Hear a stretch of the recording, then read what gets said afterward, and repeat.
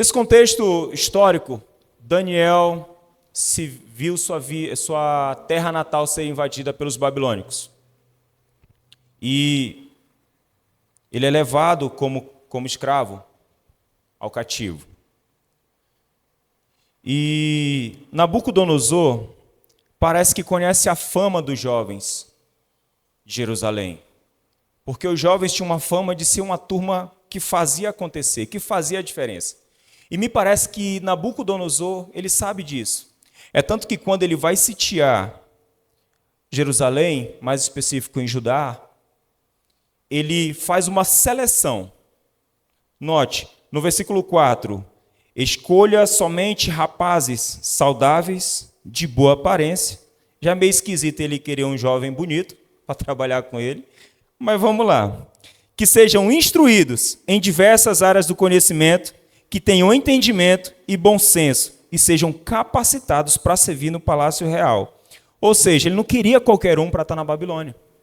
Ele queria pessoas que soubessem trabalhar, pessoas da família real, pessoas que pensassem.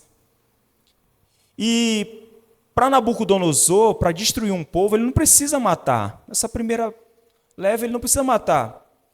Ele só decidiu tirar do meio do povo as cabeças pensantes. Tira os que pensam e deixa quem não pensa. Porque me parece que quem não pensa não precisa matar, porque quem não pensa já está morto. Não tem expectativa de vida, não tem nada disso. Então ele faz essa seleção e leva para a Babilônia.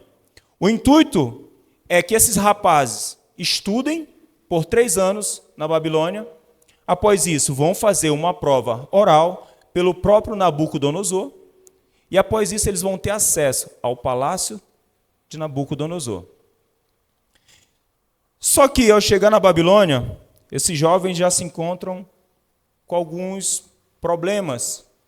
Porque, primeiro, Aspenaz, o chefe dos eunucos, como nós lemos aqui no verso 7, lhe propôs outros nomes de entidades babilônicas. Beltesazar, Sadraque, Mesaque e Abednego eram nome de entidades babilônicas. Ou seja, querendo roubar a sua identidade. Nós estamos num mundo hoje onde projetos governamentais expõem as pessoas à miséria. Você para pensar, por que o governo quer falar sobre sexo, sobre droga nas escolas? Porque sabe que muitos dos pais não conversam sobre isso com seus filhos. A Bíblia fala, ensina a criança no caminho em que deve andar. Isso é um texto bíblico, mas parece que Satanás faz mais uso do que os crentes. Esse texto nada mais diz do que pega uma mente virgem de uma criança e coloca uma informação como matriz, e quando outra informação chegar, vai usar essa como matriz como referência. Se os pais não falam sobre isso, a escola vai falar. E quando nós formos ensinar, ele vai dizer, não foi assim que eu aprendi na escola. Então esse jovem se vê diante disso, as suas identidades querendo ser roubadas. Mas o que eu fico maravilhado é que eles não bateram o pé, não questionaram. E eles, a princípio, quando eram chamados, solicitados por Nabucodonosor, até mesmo por Aspenaz, que era o chefe que estava ali responsável por eles, eles aceitam, mas entre eles se chamam pelo nome deles: Daniel, Ananias, Misael e Azarias. Eles entendiam que eles estavam exilados ali, mas eles decidiram não se contaminar. Porque no verso 8 diz, Daniel, porém, decidiu não se contaminar. Outra coisa que eles já chegaram e já se depararam é que o rei propôs que eles fossem supridos com as iguarias que eram servidas no palácio. Só que eles decidiram não se contaminar. Vamos ser chamados de vamos ser chamados de Sadraque, vamos ser chamados de Beltesazar, Mesaque, mas comer das iguarias do rei aí não. Não deixa claro o porquê, mas a gente, vendo um contexto histórico, a gente sabia que tinha algumas restrições com relação à comida. Mas o que eu vejo aqui vai mais além. Na minha concepção é que essa comida, antes de ser servida, provavelmente elas eram oferecidas aos deuses da Babilônia. E talvez Daniel, seguindo princípios, seguindo aquilo que ele aprendeu, ele decidiu que não iria participar daquilo. É tanto que ele foi falar com as penais. Ele se viu diante de um problema. E ele não saiu fazendo rebelião. Ele decidiu procurar todos os meios que havia para que ele não pudesse... Ele estava disposto a todos os recursos que estavam diante dele, para que ele não participasse daquilo ali. Então ele foi falar com as penais, o chefe dos eunucos. Eu queria abrir um parênteses aqui com relação aos eunucos. A Bíblia não fala, mas eu gosto de um contexto histórico. Eu gosto de ir além, bem na história mesmo, para que a gente abra a nossa visão com relação ao que foi vivido naquela época, ou na própria época de Jesus. Mais específico nessa época,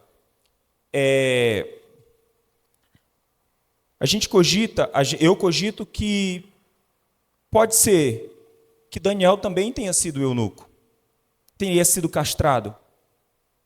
Por que eu estou falando isso? Para evidenciar a dificuldade, o problema que ele passou? Não, mas para mostrar que mesmo que ele possa isso ter acontecido, ele mesmo assim permaneceu fiel. Porque se tem algumas situações que deixa claro, os eunucos, para trabalhar no palácio do rei, para trabalhar ali, o rei tinha um cuidado. Porque tinha a esposa do rei, tinha as princesas. E os eunucos eram pessoas castradas. E Daniel estava sob o cuidado de Aspenaz, que era um eunuco. Então ele foi para o palácio. Outro detalhe, quando Daniel foi jogado na cova dos leões, esse tipo de sentença geralmente ia a pessoa, o filho e a sua família. E Daniel foi para a cova dos leões sozinho. Sadraque, Mesaque e Abidnego também foram sozinhos. Então, assim, além do que a gente vê, eu cogito que eles também podem ter sido castrados. Provavelmente não tiveram famílias também. Então vai muito mais além o que esse cara pode ter passado. E mesmo assim, ele não negociou. Mesmo assim, ele resolveu confiar em Deus, que ele acreditava ter o levado para ali. Será que foram só esses 4 jovens que foram levados? Não, mas evidencia que esses 4 permaneceram de pé diante do Senhor, diante de princípios e valores que foram estipulados desde a sua infância. Então, Sadraque, Mesaque e Abednego, ou Daniel, Ananias, Misael e Azarias, os seus nomes próprios, estão na Babilônia. Estão estudando. Então, foram falar com as penais. As penais disse, cara, eu não posso fazer isso, porque se o rei descobrir que vocês não estão comendo da iguaria e estão com o corpo, vamos dizer assim, mais franzino, estão mais raquítico que os outros, a minha cabeça vai rolar. Basicamente isso. Só que eles foram falar com o chefe dos cozinheiros. Ele falou, cara, faz um teste aí com nós 10 dias. Se nada mudar, se você perceber que o nosso semblante mudou, você pode trazer as iguarias. E ao passar de 10 dias, eles comendo somente folhas ou legumes, a aparência deles era muito melhor do que os outros que estavam com ele na Babilônia. Então essa foi, ao longo desses 3 anos de estudo, que eles tiveram.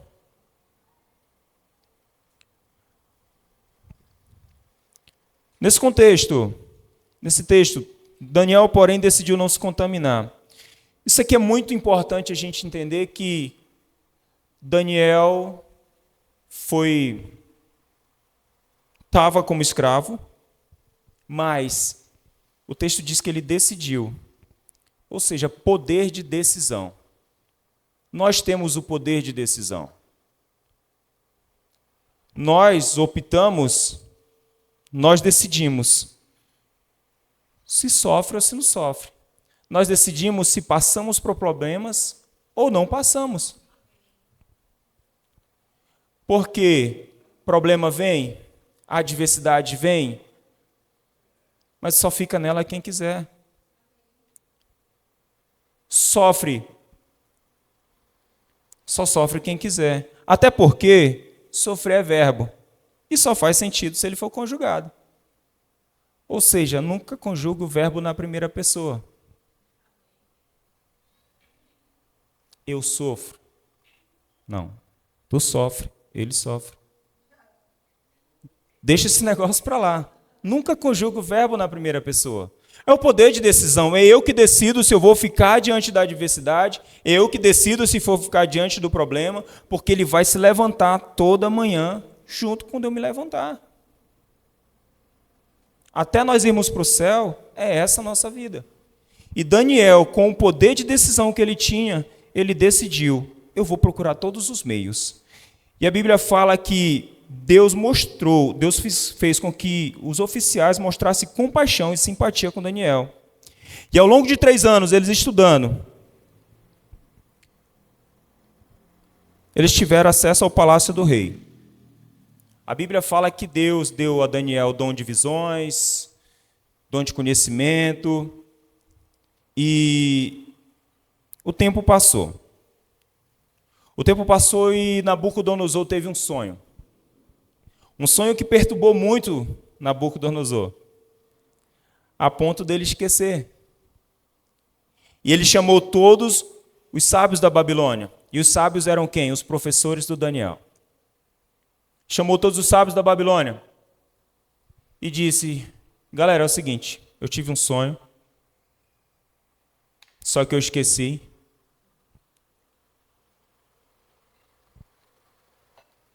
E eu gostaria que vocês me lembrassem o que eu esqueci e vocês me dissessem o significado do sonho. Se esse rei não fumou um pendrive, eu não sei. Mas isso não... Como assim? Você teve um sonho, esqueceu que sonhou e agora você está querendo que a gente lembre? Rei, não tem como. Isso é uma coisa impossível. Os magos falando, rei, não tem como a gente descobrir isso. Nunca um rei pediu isso a um sábio. Ele falou, você não vai me dizer não? Então você vai morrer todo mundo. Vai morrer os sábios porque você não sabe uma coisa tão fácil dessa. E deu a ordem para que Arioque fosse matar o povo. E chegaram aonde? Na casa do Daniel. Arioque chegou lá e falou, Daniel, é o seguinte, o rei deu uma ordem, ninguém descobriu o que ele sonhou e agora vai ter que morrer os sábios tudinho, porque não sabe uma coisa tão fácil dessa. Ele falou, faz o seguinte, me dá um tempo, que eu vou orar ao Senhor e ele vai revelar o sonho. E Daniel pegou os amiguinhos dele lá e foram orar. Por mais que Deus tivesse dado a Daniel o dom de revelar os sonhos, ele tinha essa dependência do Senhor. Ele não se firmava naquilo só que o Senhor tinha dado para ele. Por isso que ele juntou os amigos dele lá, falou, turminha, vamos orar, porque o rei pediu um negócio difícil. E não tem como, a não ser Deus. E os próprios sábios da Babilônia falam, rei, isso aí só os deuses é que sabem, e eles não vivem aqui na terra. Então Daniel chega diante de Nabucodonosor para resolver esse problema. E a gente precisa entender que se você sabe resolver um problema, você precisa ter sabedoria para resolver. Porque você pode resolver um problema, mas pode fazer inimizades. Porque as pessoas vão querer te achar como sabichão. Você vai ter pessoas que vão te perseguir por achar que você sabe demais e por elas não saber, você acha que você é melhor que elas. Só que diante do rei Nabucodonosor, Daniel, dependendo do que ele falasse, ele poderia arrumar uma grande inimizade, porque ali estavam diante dele os professores. Então, quando Daniel falou para Arioque dar um tempo, provavelmente os professores de Daniel devem ter dito, deve estar querendo arrumar um tempo aí com medo de morrer. Por quê? Nós que somos os professores dele não sabemos? Imagine agora, acabou de se formar. Mas Daniel foi orar. E quando Daniel está diante de Nabucodonosor, ele, antes de interpretar, ele age tão inteligente que ele traz, ele já começa a se limpar com os amigos, diante de Nabucodonosor. Não que ele tenha sujado, mas a inteligência dele, ele fala assim, Daniel, você pode, versículo 26, o rei disse a Daniel, você pode me dizer qual foi o meu sonho, o que ele significa? Daniel, antes de interpretar, ele diz no 27, rei, não existe sábios, encantadores, magos, nem adivinho capaz de revelar o segredo do rei. Ou seja, eles falaram aquela mesma coisa que os magos disseram. Não tem como. Mas, versículo 28, mas há um Deus no céu que revela os segredos. E ele mostrou ao rei Nabucodonosor. E ele mostrou o futuro. O que acontecerá no futuro. Agora eu lhe direi qual é o sonho e a visão. E ele começa a falar sobre a estátua que o Nabucodonosor sonhou. Rei, você sonhou com uma estátua. É uma estátua. E o que ela significa? Significa isso, é de ouro, de prata, de bronze, de barro, de ferro. Está tudo lá. Depois você lê também que... Sou obrigado a ler tudo. Então está lá. Ele fala, vai vir um rei. Essa estátua, ela vai ser derrubada. Perdão. No verso 44. Enquanto esses reis, porque a estátua ela fala de vários reis, vem a Babilônia, depois de Babilônia vem outros reis. Deus está falando para Nabucodonosor, o teu reinado vai passar, vai vir outros reis e outros reis. Mas, o verso 44, enquanto esses reis estiverem no poder, o Deus do céu estabelecerá um reino que jamais será destruído ou conquistado. E reduzirá os outros reinos a nada e permanecerá para sempre. Esse é o significado da pedra cortada da montanha, mas não por mãos humanas, que despedaçou a estátua de ferro, bronze, barro, prata e ouro. Só que após esse significado, após essa revelação para Nabucodonosor, parece que ele ficou meio narcisista. Então ele mandou construir uma estátua de ouro, toda de ouro. Ou seja, se o meu reinado é de ouro, então eu vou construir a estátua toda de ouro, querendo mudar a mensagem para dizer, o meu reino não vai passar. Só que aí ele manda construir essa estátua de ouro. E ele deu uma ordem. Quando a minha bandinha tocar, todo mundo se ajoelha. Onde é que Daniel estava nessa hora? Não sei, a gente estava conversando com a Michela. Como ele tinha muita responsabilidade, talvez ele estava viajando. Mas Sadraque, Mesaque e Abednego estavam nesse momento. E quando ouviram essa ordem do rei, provavelmente disseram, a gente aprendeu desde a época dos nossos pais que esse joelhinho só se dobra ao Deus vivo. Só que isso vai dar uma confusão. Porque a orquestra começa a tocar. E o povo se ajoelha. Imagina eles olhando. Não vamos ajoelhar não, né? Vamos lá. E quem se ajoelha detesta ver quem fica de pé. Senão eles nem tinham visto os meninos em pé. E foram falar para o Nabucodonosor, os fofoqueiros. Nabucodonosor. Tem uma turminha aí que veio lá de Judá. E assim, Os 3 menininhos aí, a ordem era para que todo mundo se ajoelhasse, mas eles não se ajoelharam. Ah, não se ajoelharam não? Chama os meninos aqui. Chamaram os meninos. Por que vocês não se ajoelharam? A gente não vai se ajoelhar. A gente só se ajoelha para o Deus vivo. A gente só se prostra ao Deus vivo. Só que Nabucodonosor, a Bíblia fala que ele se enfureceu tanto que até o seu semblante mudou. E ele fala: eu quero ver que Deus será capaz de livrar vocês das minhas mãos. Mas a convicção desses meninos era tão grande que mesmo diante da pressão ali de Nabucodonosor, eles disseram: Nabucodonosor, nós não nos precisamos se defender diante de ti. Se formos lançados diante da fornalha ardente, o Deus a quem servimos pode nos salvar. Se ele nos livrará, sim, ele nos livrará das suas mãos, rei.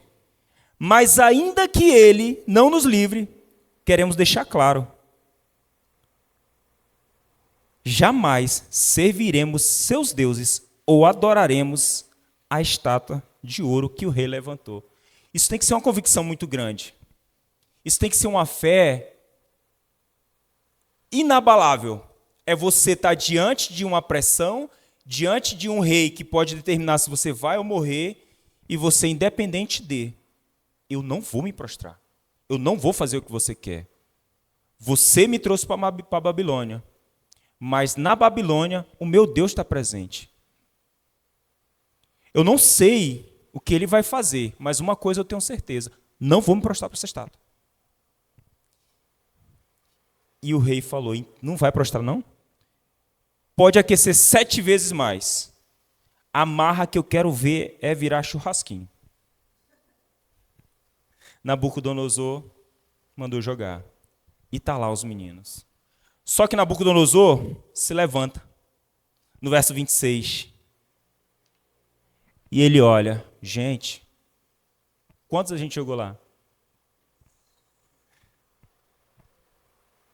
Não foi 3? Sadraque, Mesaque, Abednego. Daniel não estava lá não, né? Não, Sadraque, Mesaque. Mas tem 4. E o 4 parece o filho de um dos deuses. Gente, os meninos estão andando no fogo. E Nabucodonosor: meninos, vem aqui. Se eu fosse um dos meninos, eu dizia: Nabucodonosor, entra aí. Porque o Deus que eu sirvo, ele entra comigo no fogo, porque ele é fogo. E Nabucodonosor estipulou um decreto: os deuses do menino, ninguém fala do Deus dele. Só que passou-se o reinado de Nabucodonosor e viu o neto dele, Belsazar. Belsazar estava lá, fazendo uma festinha, tomando uma birita, e de repente apareceu na parede lá uma mãozinha. Sabe aquela mãozinha da família Adas? Escrevendo? Praticamente aquilo. Escrevendo. Escreveu lá e rapou fora. Não tinha quem interpretasse. Quem foram chamar? Daniel. Daniel, é o seguinte: você já teve uma experiência com meu avô aí, meu pai? Já tentou apresentar Deus para eles não quiseram. E tá aí, tem essa escrita na parede. E só você pode interpretar. E se interpretar, eu vou te encher de presentes. E Daniel não era movido por aquilo que o rei tinha para oferecer. Porque eu creio que ele sabia que muito mais o Senhor tinha para dar para ele do que aquilo que aparentemente seriam coisas boas para ele. Porque ele falou: rei, guarda para você os seus presentes, entrega para outras pessoas, mas eu vou lhe dizer o que significa aí, na parede. E Belsazar, ele contou: Deus contou os dias do seu reinado e determinou seu fim. Você foi pesado na balança e não atingiu o peso necessário. Seu reino será dividido e entregue aos medos e aos persas. E naquela mesma noite, Belsazar, o rei da Babilônia, foi morto. Após isso, os medos e os persas tomaram de conta. Ou seja, Deus está mostrando aquilo que ele tinha mostrado para Nabucodonosor. Teu reinado vai passar, vai vir outro reinado, mas aquele que anda comigo vai permanecer de pé. Um reinado cai e um jovem que foi levado para a Babilônia fica de pé. Só que a perseguição ela não para, é constante. Tentaram mudar a identidade dos meninos, tentaram mudar a cultura deles, a língua deles foi mudada. Na época de Jesus era falado o aramaico. Por quê? Porque eles saíram da Babilônia falando o aramaico, a língua dos caldeus. Mas mesmo assim, está lá Daniel. Daniel ficou por mais de 70 anos. Mas vem a perseguição. E Daniel está lá, orando. E foram dizer para o Dário. Foram motivar o coração de Dário para criar uma lei que não podia pedir nada a ninguém, somente ao rei. Foram até que o rei estipulou esse decreto. E está lá, porque eles queriam pegar Daniel. Daniel fazia essa oração 3 vezes por dia. Só que quem não entende o modelo, acha que toda hora que você está ajoelhado, ou toda hora que você está de olho fechado, é para pedir. E Daniel estava lá agradecendo. Mas eles acharam que Daniel estava pedindo. E foram para falar para o rei, ó rei, você falou que quem fosse pedir alguma coisa que teria que ser para você, e quem não pedisse seria sentenciado. Pois é, Daniel está lá. E Daniel foi sentenciado a ser jogado na cova de leões. Daniel se viu diante dessa situação onde ele não tinha culpa. Onde provavelmente, quando Deus, antes da Babilônia invadir Judá, Deus avisou, olha, vocês saíram dos caminhos do Senhor, vocês se entregaram à idolatria, vocês se entregaram à imoralidade, infidelidade, volta para os caminhos, porque senão vocês vão ficar exilados na Babilônia.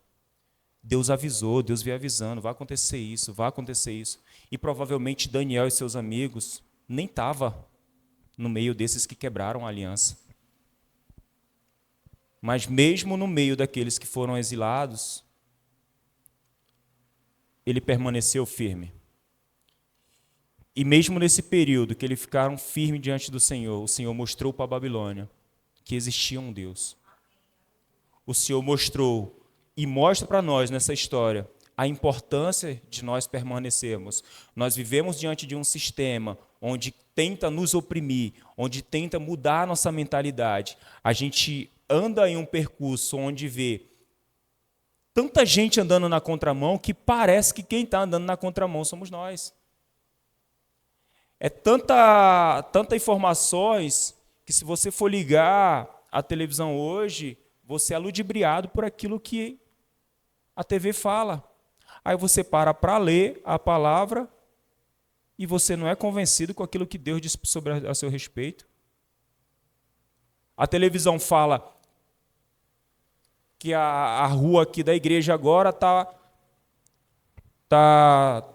tendo vários índices de assalto, acidente, roubo. Aí muita gente deixa de vir para a igreja. Aí a Bíblia fala, você é guardado, você é protegido, você é sarado, você é curado. Eu vou te guardar, se cair 100 à tua direita, você não vai ser atingido. 200, você não vai ser atingido, à tua esquerda. Mas a gente fica com a informação que passa ali. O dólar vai subir, meu Deus, e agora? A gente vive aqui como esse mundo fosse, como se nós fôssemos viver para sempre aqui. E nós estamos de passagem. E enquanto nós estivermos aqui, nós temos que fazer a diferença. Assim como Daniel e os seus amigos estavam exilados na Babilônia, nós estamos aqui, guardados pelo Senhor, em um mundo onde tenta nos levar para o mundo. Quando nós já viemos, muito de nós já viemos do mundo, já viemos desse regime opressor, e nós estamos embaixo do regime de Deus. Nós somos supridos pelo regime de Deus. E Daniel e seus amigos tinham essa convicção. Eu vou para a Babilônia como escravo? Vou, mas eu vou levar o meu Senhor. Eu vou para o meu trabalho? Vou, mas eu vou levar o meu Senhor. No meu trabalho estão se levantando contra mim, mas o meu Senhor vai me dar estratégias. Porque se nós formos parar para olhar as coisas que o mundo tem para nos oferecer, aparentemente, muitas coisas boas. Aparentemente, é só uma embalagem. Mas o conteúdo é só desgraça. É só coisa ruim. E o que o Senhor tem para te oferecer? Amor, paz. O mundo quer roubar a sua identidade. O mundo quer roubar a minha identidade. A Bíblia fala que Jesus me ama. E eu digo, ninguém me ama. A Bíblia fala, o Senhor te guarda. Fala, ninguém cuida de mim. Com que informação eu vou ficar? Eu tenho o manual da vida, ou pelo menos é para me ter nas minhas mãos. Isso aqui vai comigo para o meu trabalho. Isso aqui vai comigo para onde eu for. Se isso não for, está aqui. Mas que efeito vai fazer ficar só na minha mochila? Que efeito vai ficar só no meu bolso, eu ficar acessando rede social? Se eu não colocar isso para dentro e na hora que a pressão vier, eu faço como aprendemos com o apóstolo Christopher.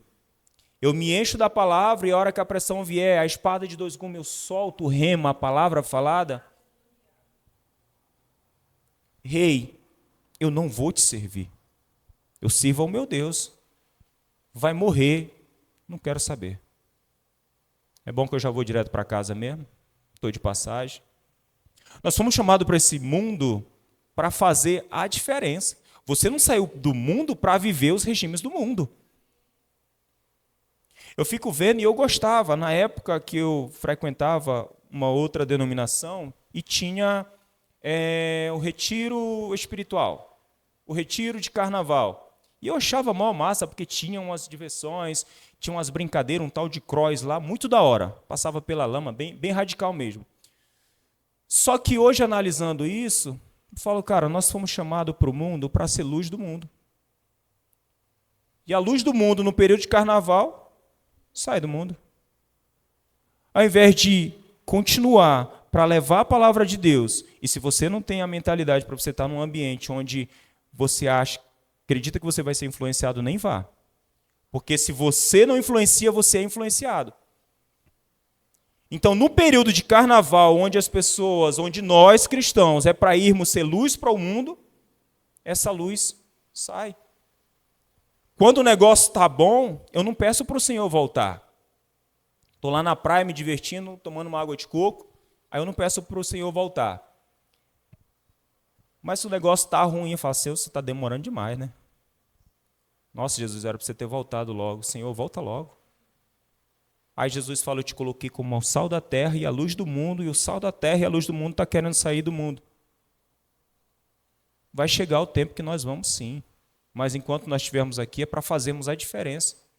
Para aqueles que ainda estão na escuridão. Um monte de pessoa indo para o inferno. Nós estamos aqui de passagem. E quando tivermos nessa passagem, quem estiver no caminho, precisa ser alcançado. Precisa ver Deus refletir na nossa vida. Está cheio de gente aí fora querendo saber de Deus.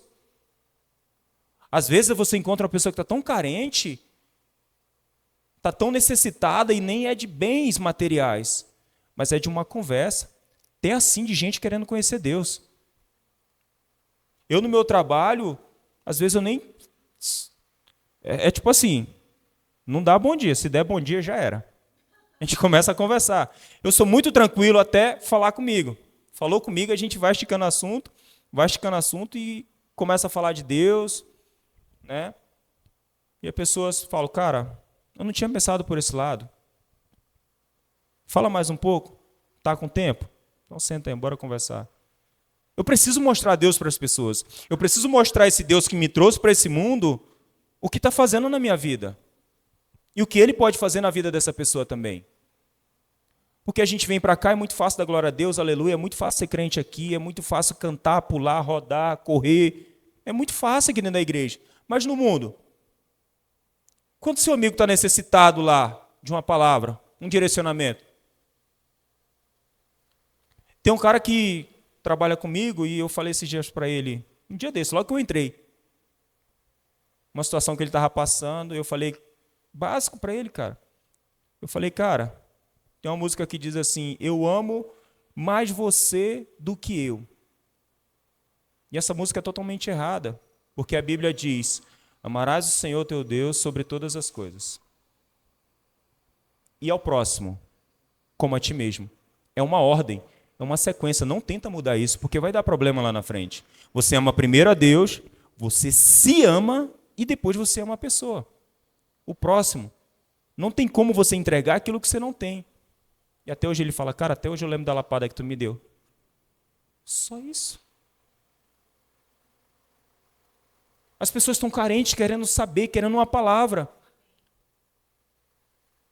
E como que eu vou alcançar essa pessoa? Falando do amor de Deus, falando daquilo que Ele tem feito na minha vida, falando daquilo que Ele pode fazer na vida dela, falando do que Jesus veio fazer nessa terra, do que Ele pode alcançar com Jesus.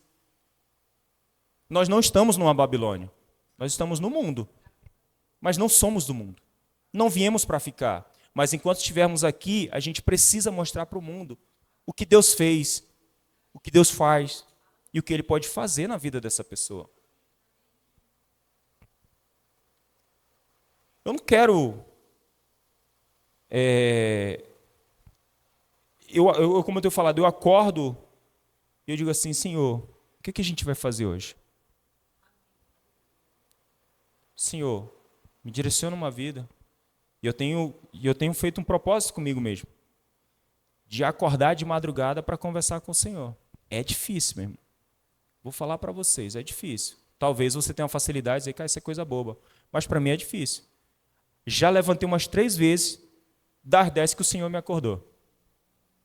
Falei assim, dá um desconto aí, porque não estou habituado. Mas eu quero, eu desejo isso. Não desiste de mim não, me chama. Já tive experiências do Senhor me acordar e ser algo surreal. Depois eu te conto. Mas, eu falei, Senhor, não me acorda assim não, que eu tenho medo. Você sabe. E a partir desse momento eu falo, Senhor, o Senhor sabe como me acordar sem eu ter medo? E eu desperto assim, sabe? É, porque eu sou meio, faço coisas assim sobrenatural, sou meio assustado. Mas estou livrando disso. E hoje eu acordo de madrugada assim, acordei, sem susto, sem nada, sem sono. Eu falo assim, pô, Senhor, hoje mesmo, tem certeza? Só que antes de eu dormir eu falei, Senhor, me chama. Eu quero ler a palavra, eu quero orar, eu quero buscar no Senhor, me chama. Só que eu tenho colocado, Senhor, não, amanhã, dá um desconto para mim hoje, vai. E o Senhor é tão lorde que no outro dia Ele vem, me chama de novo. Mas é a carne querendo que eu não alcance aquilo que eu estou querendo buscar. Isso é o quê? É eu que tenho que colocar no lugar dela e levantar, porque o Senhor já está fazendo a parte dele. Vamos lá, filho. Vamos ter o nosso momento? É difícil, mas está passando. Então eu tenho buscado no Senhor, Senhor, o que a gente vai alcançar hoje? O que eu tenho que fazer hoje? Eu sei que o meu propósito é levar a tua palavra, é alcançar vidas, mas coloca alguma situação específica no meu coração, alguém para me orar, um direcionamento. Eu tenho que vir para essa terra para fazer a diferença. Aqueles meninos que estavam ali na Babilônia, não era de qualquer modo, não era de qualquer jeito. Eles poderiam ter se perdido no meio de todos? Claro. Meu pai não está aqui, o sacerdote não está aqui, meus familiares provavelmente não estão aqui. Eu vou começar do zero. Porque historiadores falam que eles tinham provavelmente entre 14 e 16 anos. Criança. Mas a convicção que eles já tinham. Não, eu vim para a Babilônia, mas Deus está comigo. E eles mostraram, Deus mostrou através da vida deles, que por mais que eles tivessem levado uma nação pecadora, ele continuava sendo Deus. Ele só estava usando o Nabucodonosor como um corretivo. Mas o império caiu e o Deus vivo estava lá, estou aqui. É isso que a gente tem que mostrar para o mundo. É isso que a gente tem que vir para cá, sair daqui dessas portas, já com essa convicção. Eu tenho que mostrar para o mundo qual é o Deus que eu sirvo. Eu tenho que mostrar para as pessoas que estão ao meu redor o que Deus está fazendo na minha vida. Eu não tenho que viver alheio às coisas de Deus. Porque a palavra é para todo mundo, é para mim também. Mas ela vai ter vida quando eu externar isso. Eu não só guardar e quando o problema vier, eu ficar e... Senhor, você não... Sei não, está meio difícil mesmo. O carro, estamos querendo ir para o carro. Tem situações que eu já me peguei chorando. Senhor, todo tempo que eu já passei, meu Deus, está difícil. Aí depois, não, senhor... Você é meu pai, vai chegar, vai chegar. E se não chegar? Ele tem me dado todo o suporte que eu preciso para chegar à igreja, para ir para o trabalho, para voltar. Ele tem levantado. E assim vai. Amém? Então era isso que eu tinha a passar para vocês. Eu espero que nós possamos entender que nós viemos para cá para fazer a diferença, não dentro da igreja, mas para esse mundo. Nós fomos chamados do reino das trevas para o reino da luz para ficar vivendo uma vida que a gente vivia nas trevas. Nós viemos para evidenciar mesmo o que Deus tem feito nas nossas vidas e o que Ele há de fazer. Eu creio que o vir para cá é justamente a gente, como o apóstolo falou, é questão de vida ou morte. Congregar é questão de vida ou morte. Se você não tem força para ler na sua casa, busca no Senhor, mas aqui Ele vai te dar esse ânimo, vai te dar esse gás e saber que Deus está fazendo na vida de pessoas e pode fazer na minha e na sua também. Por quê? Filho predileto? Deus tem agora filho predileto? Não, não tem. Mas cada um pega a sua porção e anda com aquilo. E se eu não estou vivendo? Tem alguma coisa errada. E não é com Deus. Porque tem gente que vem para a igreja e começa a ouvir a palavra e está acontecendo alguma coisa errada. Eu já vivi isso. De ouvir a palavra do Senhor, de ter direcionamento, não acontecer, e eu queria colocar na conta do Senhor. E aí eu fui falar, se eu tenho alguma coisa errada. Ele falou, tem contigo. Aí eu parei, tem alguma coisa errada mesmo. E eu me posicionei, e é automático, irmão. Quando você se posiciona no Senhor, as coisas acontecem. Eu tive testemunho quando estava no Rema. Eu tive testemunho de eu semear aquilo que eu não, naturalmente, eu ia ficar sem. E depois, logo em seguida, 3 vezes mais do que eu semeei. Então não é sobre mim, não é sobre Daniel, não é sobre Sadraque, não é sobre Mesaque, é sobre o Senhor. Deus só está mostrando o exemplo daqueles que andaram com ele. Falou, o que aconteceu na vida dele vai acontecer contigo. E muito melhor. Tudo é questão de posicionamento. Vão querer mudar a tua identidade, vão querer mudar a tua cultura, vão querer mudar teu idioma, vão querer fazer tudo isso. Mas depende de você. Poder de decisão. É você que decide. É eu que decido. Então, escolha viver com o Senhor, escolha andar com o Senhor, escolha manter os princípios, a adversidade ela vai vir, o problema vai vir, a circunstância vai vir. Mas quando vier, o Senhor já está. Se o problema vier amanhã, o Senhor já acordou comigo, me dizendo, vocês vão ter adversidade, vocês vão ter problema. Mas olha para mim, eu venci o mundo. Em meio de tudo isso, em meio a todas essas circunstâncias, Jesus está me dizendo, você tem a capacidade de avançar. Amém? Então era isso que eu tinha que passar para vocês. Amém.